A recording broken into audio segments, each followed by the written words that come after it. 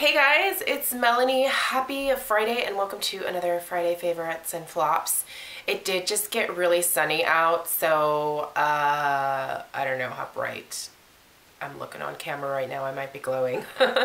Anyway, I hope you guys all had a really great week. I had a good week, but I have been sick for what seems like basically since January. So my family got the flu in the beginning of January, like New Year's Eve basically. And I feel like ever since then, I have been so susceptible to every single little cold or like issue that's been going around. And so most of this week I've had just a really bad cough, and I got a migraine on Tuesday, I think it was, and then a headache all day Wednesday.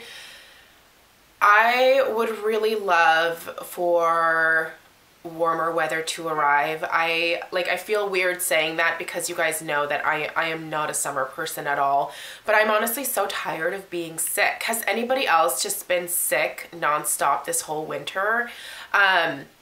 I feel like I have a lot of friends who have had the same issue. Like they just keep getting sick over and over again, and I've never had a year quite like this. So I'm honestly over it. I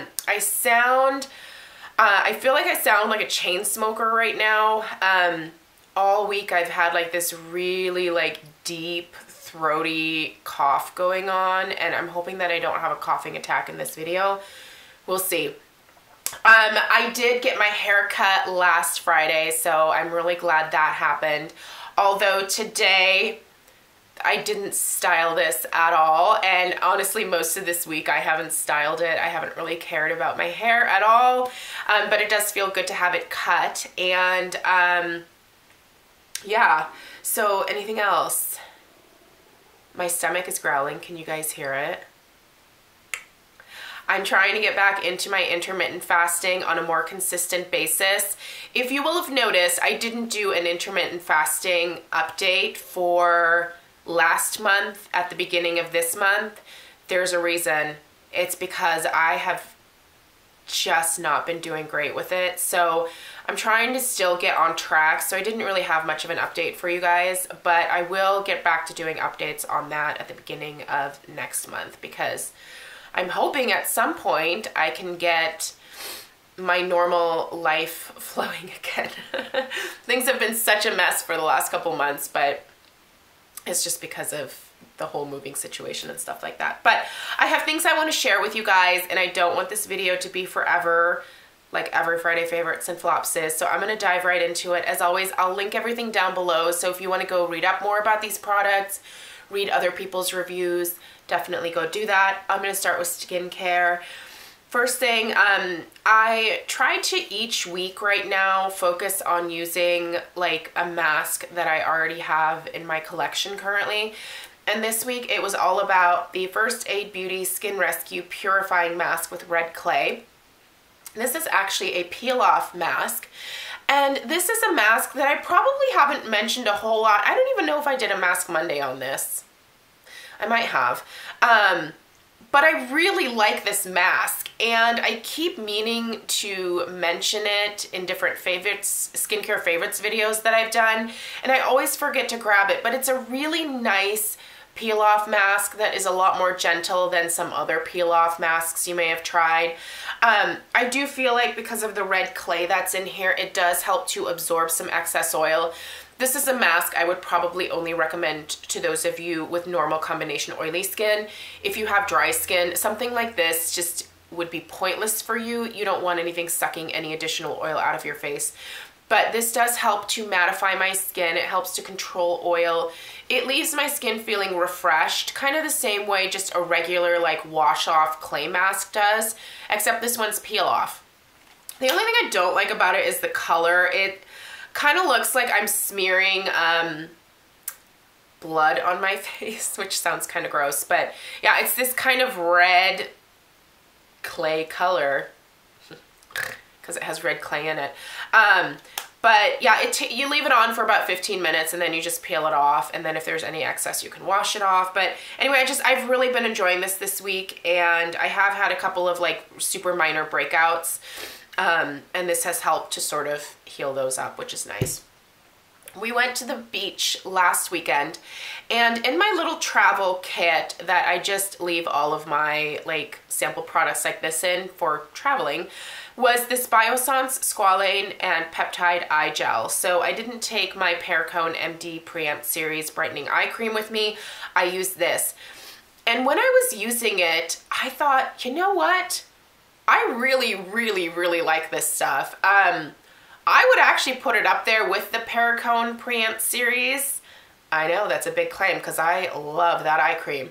But this is so nice, you guys, in terms of hydration and almost like puffing that under eye area up. Not in like a puffy eye kind of way, but like just intensely hydrating that area underneath the eyes and helping to minimize the lines with like the plumping effect, if that makes sense. It's just an intense surge of moisture. So if you have someone who has if you are someone that has really dry under eyes, this might be a great one to check out. In fact, I was enjoying using this so much that I took it out of my travel bag and like put it on my bathroom counter.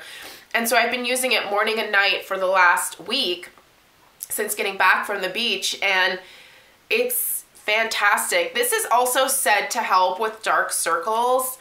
I fortunately, knock on wood, I don't have issues with dark circles, so I can't attest to that, but I can attest to the fact that it's like an intense surge of moisture underneath that area here, and it just feels good, and it makes my under eye area look good, even when I'm sick, which has been a constant in my life, as I just stated. This week, I've been focusing on using the Luna Sleeping Night Oil.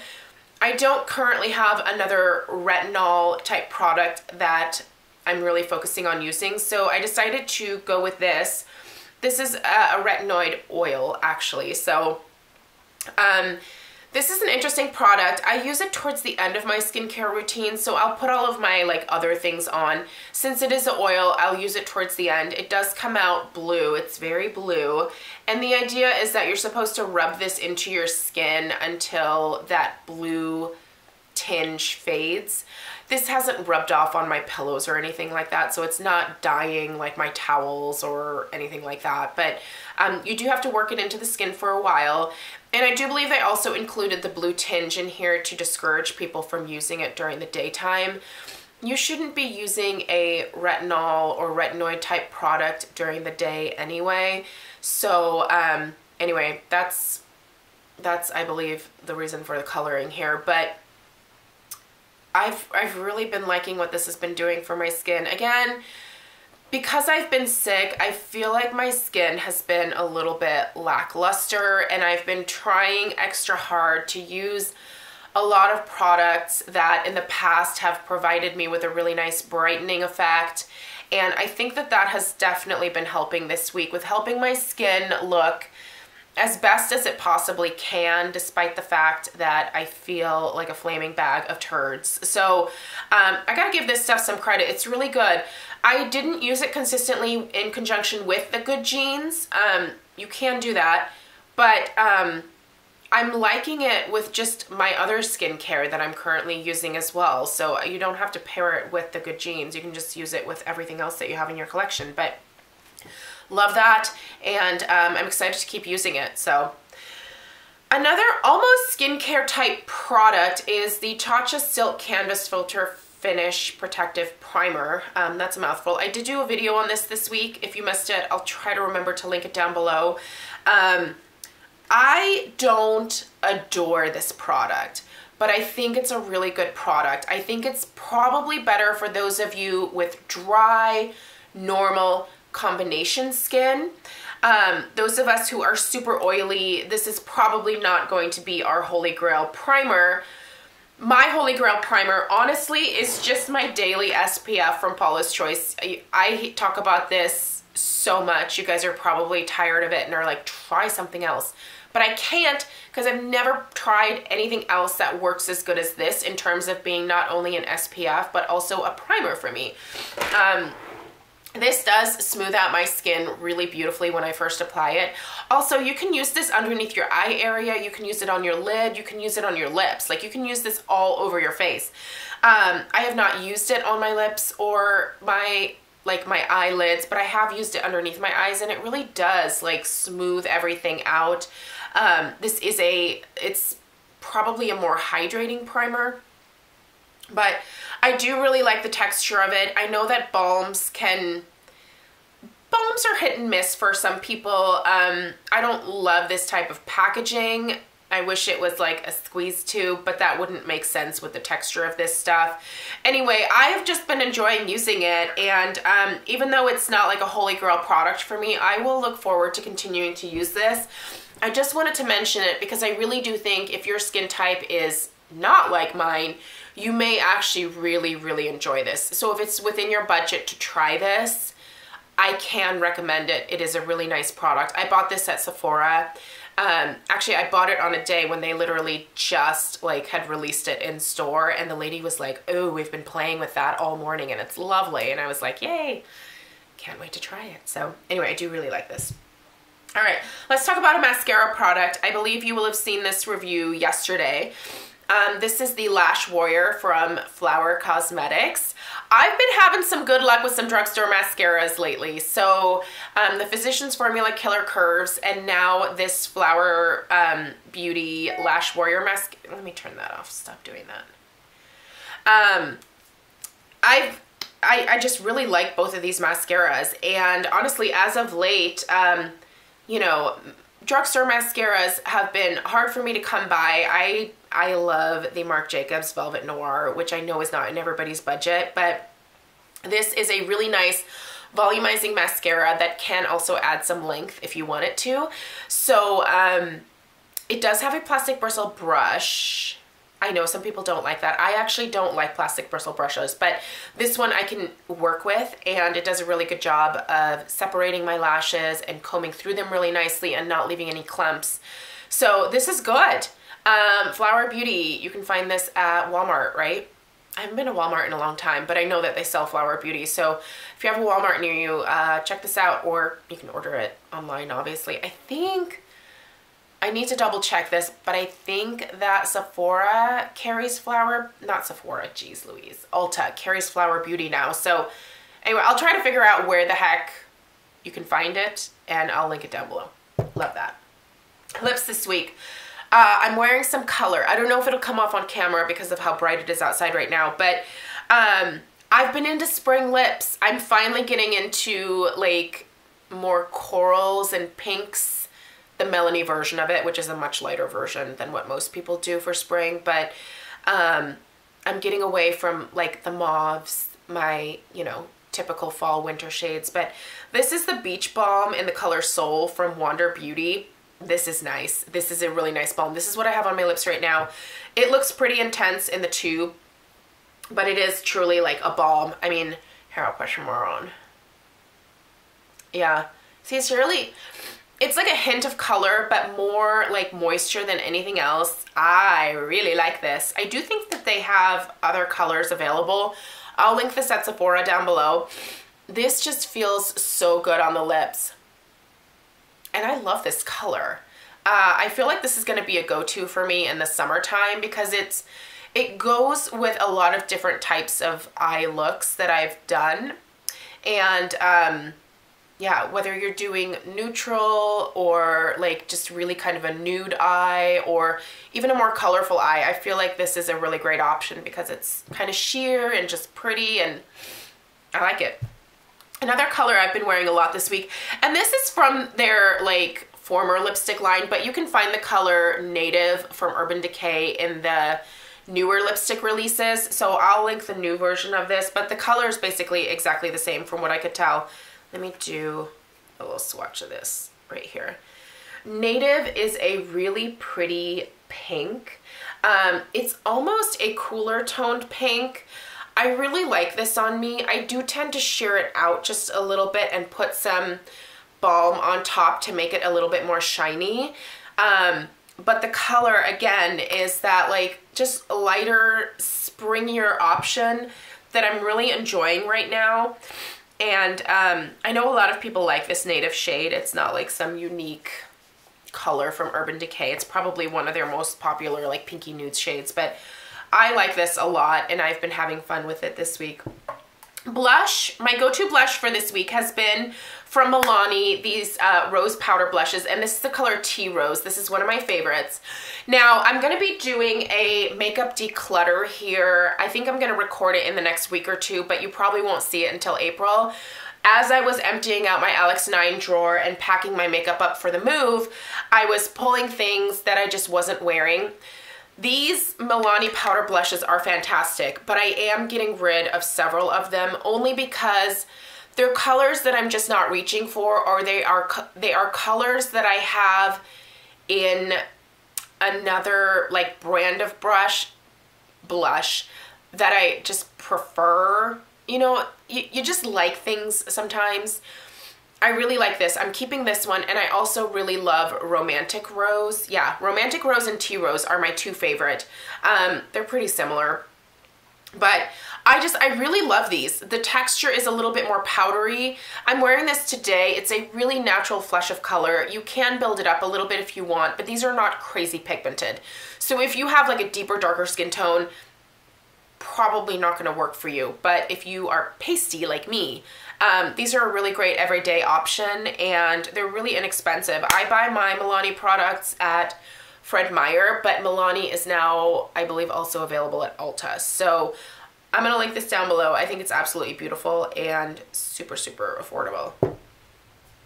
Okay, eyeshadow.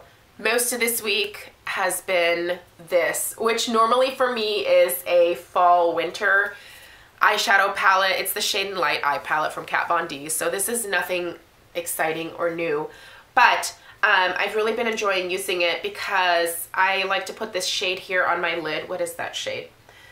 Ludwin? Yep, Ludwin. And then Lazarus in the crease. And then I've also been putting a little bit of Liberatus and Latinus, this guy right here. I mixed the two, and that's what I have in my crease today. Can you guys tell? I don't know how washed out I am right now. And then I've been using the black, which is called Chax. These names. She's good with the names, isn't she? I've been putting that on my lash line. So anyway, I love this palette. Every time I go back to it, I'm like, I really like you. It's just easy.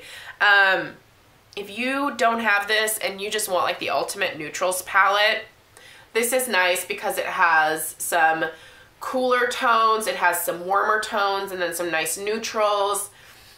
I feel like you're getting a lot for your money here, and most people would wear every single one of these shades. Most people. Anyway, I like it. I've been enjoying it. So there you have it. All right.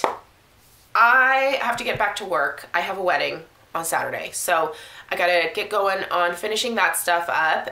If you don't follow me on Instagram, I will try to remember to post a couple pictures there of what I'm doing this week. It is in a garden type setting, so a lot of hydrangeas, a lot of like soft sagey greens, and cream colored roses. That's what this wedding is, and I love the bride. So this bride, you guys, she is, first off, gorgeous. She's so beautiful. She's like 6 foot tall. She's actually from New York City, and she moved to Oregon to be with her fiance. She works for Tom Ford, so she's a makeup artist for Tom Ford. And the first time I met her, I was like, you are so fancy. I feel like I am not even worthy to be talking to you. Like, she comes in dressed in all black. She's very not Oregon. She's got like this really high, like tight bun and just very minimal makeup, but beautiful makeup, probably because she's a makeup artist. And she's just the nicest person in the whole world. And I don't know what I expected. When she told me New York, I automatically thought New York people are just very fast and quick and, you know, maybe not necessarily super friendly all the time because they're always on the go and they have to get things done. But she just, like, we sat and talked for the longest time because she's just great. I love my clients. I have really great clients. I don't know what this has to do with any of this, but anyway, if you're interested in her wedding flowers, I'll try to post some pictures of them. Anyway, I hope you guys have a really great weekend. Thanks for sticking around. And hopefully by next week, I'm going to be feeling a whole lot better. Fingers crossed. Oh, I would pay for that right now. I really would. If anyone has a magic pill that'll fix all of this, let me know how much it costs. I'll figure out how to pay for it because I am done being sick. All right. Take care, guys. I'll see you in my next video. Bye.